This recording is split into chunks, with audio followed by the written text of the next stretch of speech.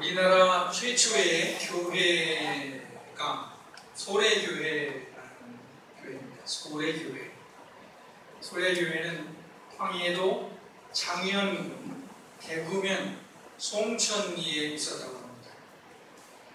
이 송천이라는 것은 소나무, 송자에다가 내천자인데 그 동네에 소나무가 많고 또 천이 내가 흘렀던 것 같습니다. 근데 송천이 우리말로 하면은 솔레였는데 그래서 편하게 발음하다 보니까 소래가 되었다고 합니다. 옛날 우리 교회 이름이 세순이 교회였는데 삼성동이라는 뜻이 나요. 삼성. 한자로는 삼성이라고 했던 것을 이 동네 사람들은 세수리라고 했던 것이죠. 그 비슷한 경우라고 볼 수가 있겠습니다. 소래교회는 선교사가 세운 교회가 아니라 우리나라 사람이 세운 어떤 자생적 교회였습니다. 평안도 의주 사람이었던 서상윤이라는 사람이 만주에 가서 장사를 했다고 합니다. 근데 거기서 스코틀랜드 장로교 선교사였던 로스 선교사를 만나게 되죠. 그리고 1879년에 세례를 받고 거기서 성경 번역을 도왔다고 합니다. 그리고 전도를 하면서 성경을 판매했습니다. 이런 사람들을 매서인이라고 했는데 서상윤이 매서인의 일을 했습니다. 근데 중국 당국에 걸려서 어려움을 겪다가 간신히 이제 다시 한국으로 오게 되었습니다. 고향으로 오게 되었는데 고향에 정착하지 못하고 1884년에 순척대에 사는 황해도 송천리로 왔다고 합니다. 그리고 이해에 서상윤이 친척들에게 복음을 전했고 어느 집 사랑채에서 예배를 드리기 시작했다고 합니다. 그리고 1885년에 8칸짜리 집 기와집 예배당을 건축했다고 합니다. 소래교회는 우리나라 최초의 교회였다는 점에서 큰 의미를 가지고 있습니다. 그리고 게다가 우리나라 사람이 스스로 세운 교회이기 때문에 더욱 의미가 있는 교회입니다. 1884년부터 서상윤과 교인들이 예배를 드리기 시작했으니까 올해는 우리나라의 교회가 세워진 지 134년 되는 해입니다. 그러나 우리 한국교회는 요즘에 이구동성으로 위기라고 합니다. 교세가 줄었기 때문이죠. 물론 교세 통계상으로는 나타나지 않겠습니다. 현실적으로 봤을 때 많이 줄었다 하는 것을 알 수가 있습니다. 또 교회의 대사회적 이미지가 많이 추락했습니다. 원래도 세상 사람들은 교회를 탐탁지 않게 생각하게 되어 있습니다. 아무리 우리 교회가 잘. 그런데 교회 지도자들의 잘못으로 말미암아서 한국교회 이미지가 많이 추락을 했습니다. 그래도 교회에 대한 이미지가 아주 끝없이 추락한 것 같지는 않습니다. 교회 오빠라는 말이 있습니다. 교회 오빠. 아마 여자 청년들이 자기가 사귀고 있는 남자에 대해서 얘기할 때 교회 오빠 이렇게 얘기하는 것 같습니다. 교회 오빠 그러면 왠지 모범적이고 착하고 믿을만한 청년을 가리키는 것 같습니다. 우리나라 이번에 16강에는 올라가지 못했지만 거기를 2대0으로 이겨서 그것이 전 세계 뉴스거리가 되고 있는데 2대0으로 이기는데 큰 힘을 보탠 사람이 바로 조현우 골키퍼죠. 키가 몇 센치인가 봤더니 185cm 된다고 그 사람이 껑충 뛰면은 골대 위로 딱 손을 올려서 안정되게 공을 잡을 수가 있었습니다. 근데 그 조현우 골키퍼도 교회 오빠라고 합니다. 교회 오빠. 물론 장가진 분인데 아주 교회 오빠 이미지인 것 같아요. 또 가끔 교회에 돈을 구하러 오는 분들을 보면 그래도 교회에 가면 좀 위로를 받고 도움을 받지 않을까 생각하는 것인데 이것을 봐도 아직은 한국에 소망이 남아있는 것 같습니다. 요즘에는 교회에 와서 도움을 청하는 분들이 금액을 말씀하시더라고요. 그러니까 1,000원만 달라고 하지 않고 10,000원만 주세요. 이렇게 얘기하죠. 10,000원만 주세요. 10,000원 드려요. 근데 어쨌든 그래도 교회에 와서 도움을 청하는 사람들이 있다 하는 것은 그래도 교회가 의지가 되는구나 하는 생각을 하게 합니다.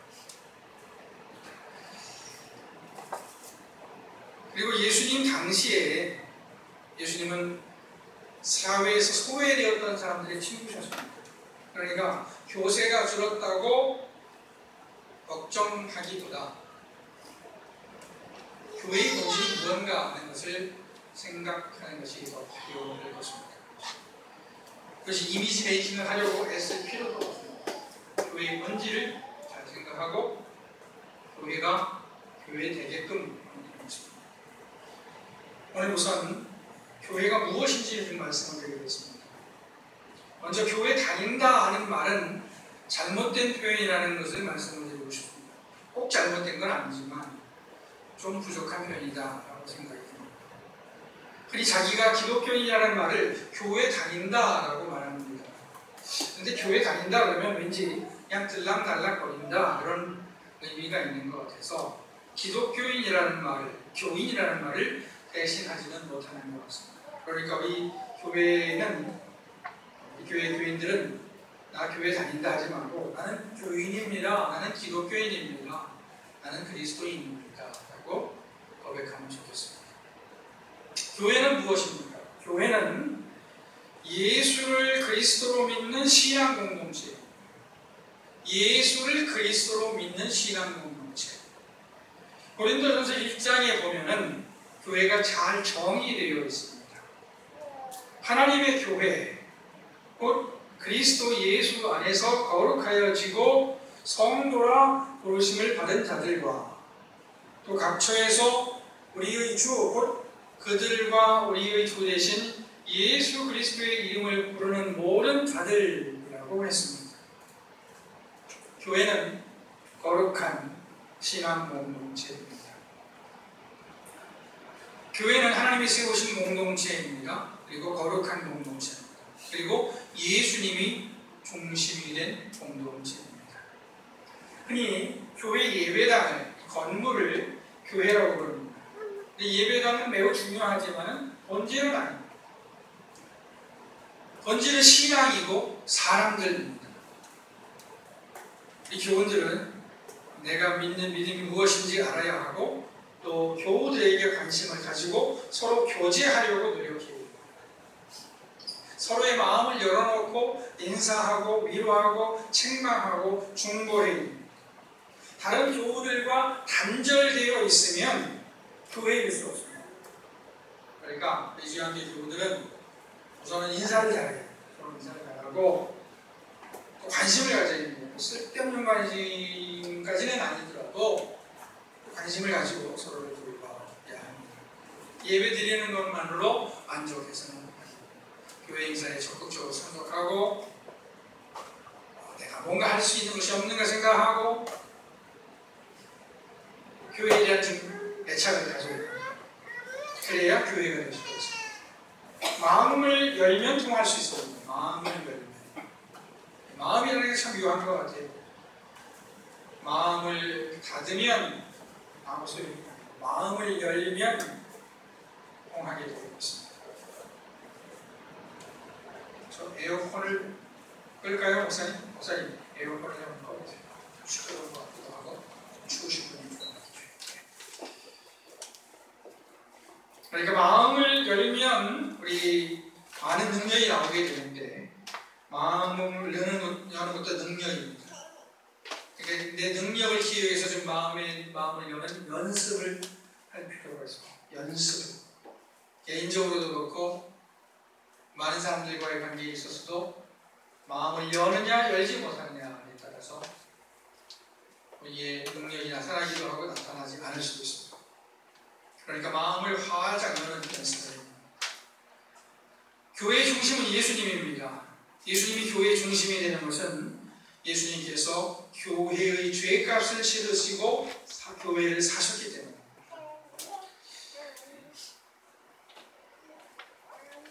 사람들에게 교회의 주인이 누구냐라고 물으면 아마 어린이들은 그렇게 대답할지 모르겠어요. 목사님이요, 장로님이요 이렇게 대답할지 모르겠는데 아닙니다. 목사도 아니고 장로도 아닙니다.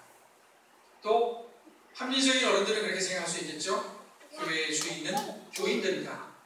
맞는 말인데 그것도 정답은 아닙니다. 교회의 주인은 예수님입니다. 아멘. 고린도전서 6장 20절에 바울은 이렇게 얘기합니다. 너희 몸은 너희가 하나님께로부터 받은 바 너희 가운데 계신 성령의 전인 줄 알지 못하느냐. 너희는 너희 자신의 것이 아니라 값으로 사신 것이 되었으니 그런즉 너희 몸으로 하나님께 영광을 돌리라 했습니다. 또 사도행전 20장 28절에 보면은 바울은 교회 지도자들에게 이렇게 말합니다. 여러분은 자기를 위하여 또는 온 양떼를 위하여 삼가라. 성령이 그들 가운데 여러분을 감독자로 삼고 하나님이 자기 피로 사신 교회를 보살피게 하셨느니라. 교회의 주인은 예수님이십니다. 왜냐하면 예수님께서 자기 피값으로 교회를 사셨기 때문입니다. 교회는 예수님이 자기들을 위해 죽으셨고 자기들의 죄를 씻으셨고 자기들의 주인이라는 사실을 믿는 사람들의 모임입니다. 한마디로 교회는 예수를 믿는 신앙 공동체입니다. 그런데 교회는 생명의 신앙 공동체입니다. 생명의 신앙 공동체. 이 교회에서 생명이 빠지면 오늘 읽은 요한복음 3장 16절 말씀은 그리스도인들은 다 알고 있는 말씀이죠. 너무나 유명한 말씀입니다. 노래도 많이 불려진 말씀입니다. 하나님이 세상을 이처럼 사랑하사 독생자를 주셨으니 이는 그를 믿는 자마다 멸망하지 않고 영생을 얻게 하려 하십니다. 요한복음 3장 16절 말씀이 복음서의 대표적인 말씀이 된 것은 이 말씀이 복음서가 전하는 핵심 메시지를 담고 있기 때문입니다. 아멘.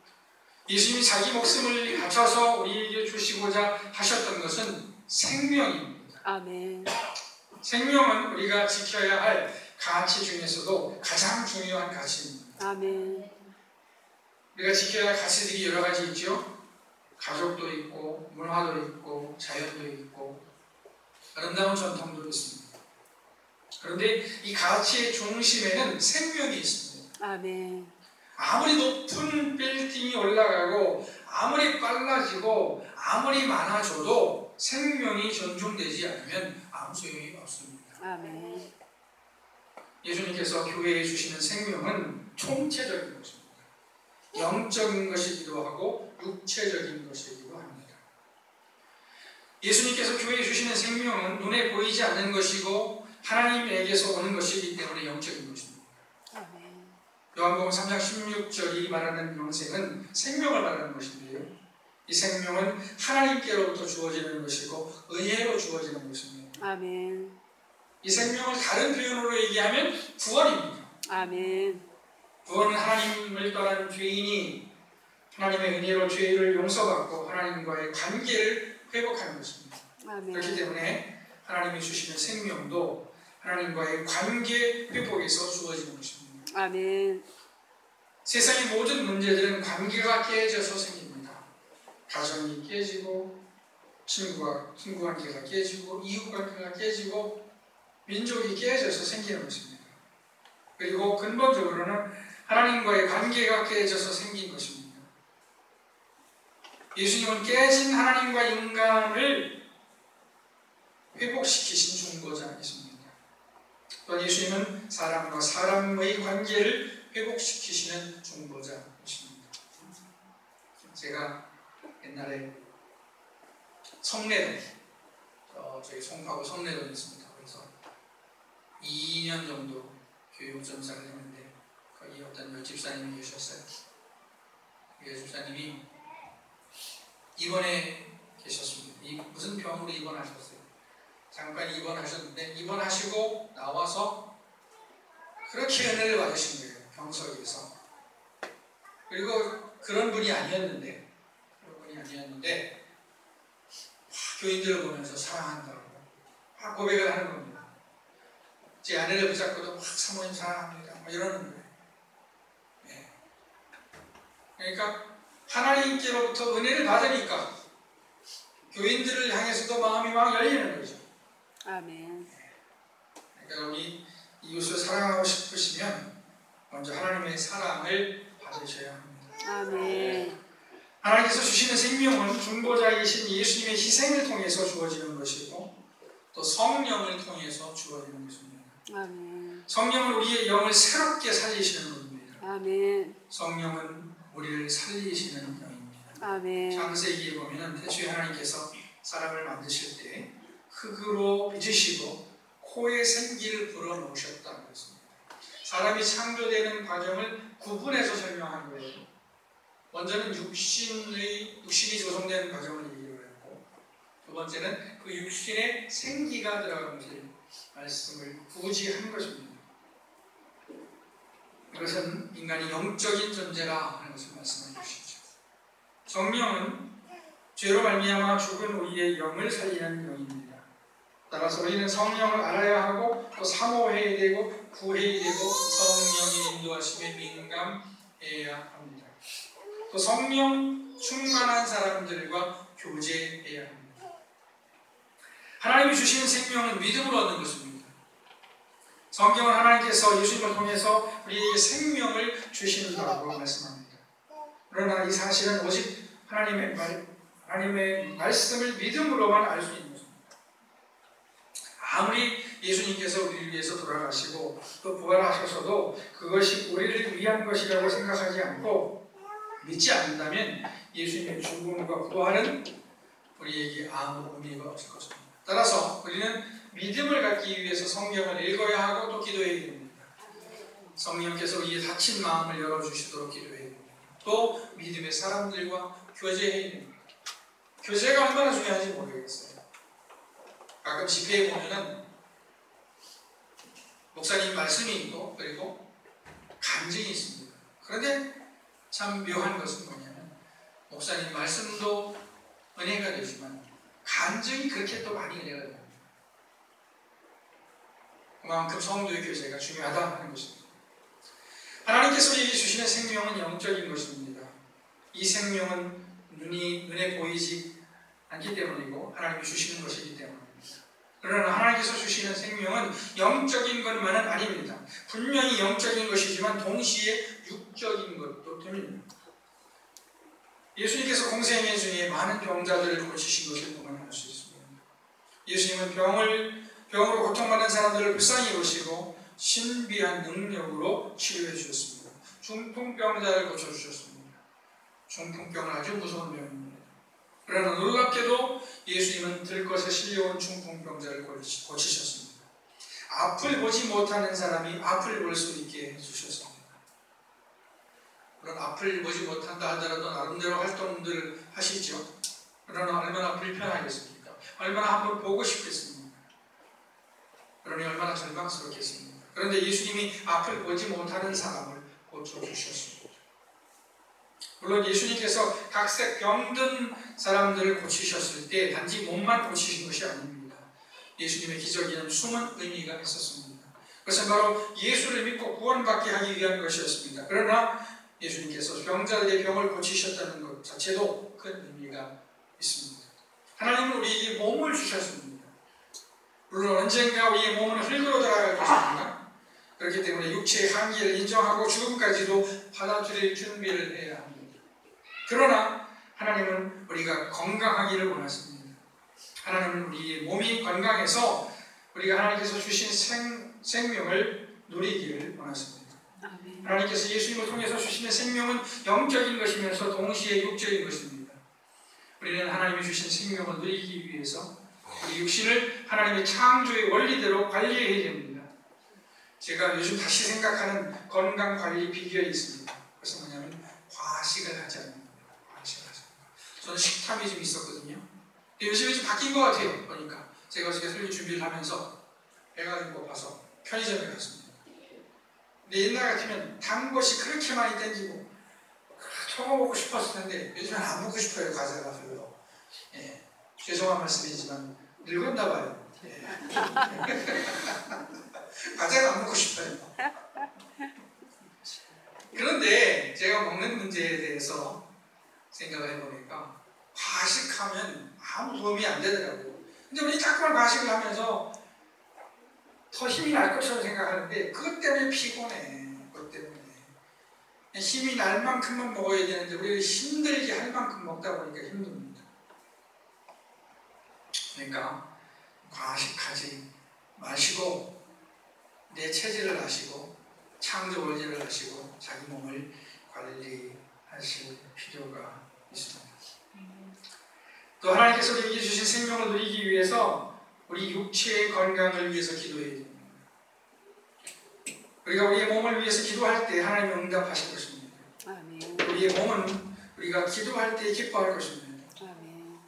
왜냐하면 우리 몸이 자기를 위해서 기도해 주니까. 그냥 밥 먹는 거하고 식기도 하고 밥 먹는 거하고 어떤 게 소화가 잘 될까요? 식기도 하고 먹는 게 소화가 잘 됩니다. 그냥 운전하는 거하고 운전하기 전에 출발하기 전에 기도하고 하는 것 어떤 게 운전이 더 편하게 잘 될까요?